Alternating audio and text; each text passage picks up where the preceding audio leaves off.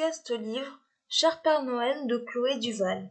Présentation du roman. Le titre en VO du roman est Cher Père Noël. Il a été publié en France en 2019 aux éditions Infinity Collection Romances d'hiver.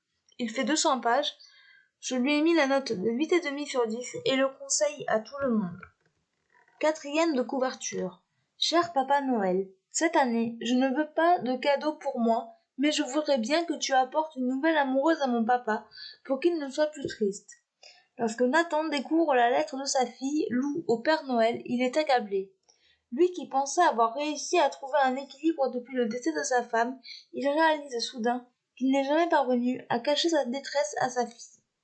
Pour Maddy, la vie ne pourrait être plus belle. Gérante d'une librairie pour enfants, elle n'aime rien tant que les mercredis après-midi qu'elle passe à lire des histoires pour tous ses petits clients, dont Lou, une adorable blondinette pour laquelle elle a un gros faible. 2 semaines avant Noël, pourtant, l'univers de la jeune libraire s'effondre brusquement lorsque la propriétaire lui annonce son intention de vendre la boutique. Maddy a 10 jours pour trouver l'argent qui lui permettra de racheter la librairie et empêcher ainsi sa disparition à jamais. Pour Nathan, comme pour Maddy, la période des fêtes s'annonce douloureuse et compliquée, bien loin du rêve blanc que vantent les chansons. À moins qu'un miracle, quelques cookies et le sourire d'un petit lutin ne viennent tout chambouler. Ce que j'ai pensé de ce roman. Ce roman était depuis une éternité dans ma pile à lire. Je me suis enfin décidée à le sortir. Cela a été une très bonne lecture, parfaite pour la saison des fêtes de fin d'année. Le résumé étant long, je n'en dirai pas plus. Les personnages sont très attachants. Nathan est un papa célibataire qui élève sa petite fille de 6 ans depuis la mort de sa femme. Il ne s'autorise pas à aimer de nouveau.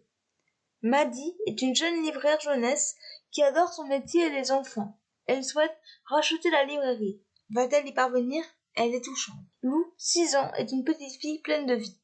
Elle ne souhaite qu'une chose, que son papa trouve une amoureuse. Les autres protagonistes servent à l'intrigue. L'intrigue est toute mignonne et parfaite pour la saison. Les chapitres courts apportent du dynamisme au récit. L'écriture est très simple et efficace. L'ambiance des fêtes est présente. La romance est jolie, tout comme la fin qui clôt à merveille le roman. Il me manquait un petit quelque chose pour que cela soit un coup de cœur, mais je ne saurais pas dire quoi. En bref, une très belle découverte. Extrait du livre. Vous vous souvenez de l'heure du conte la semaine dernière?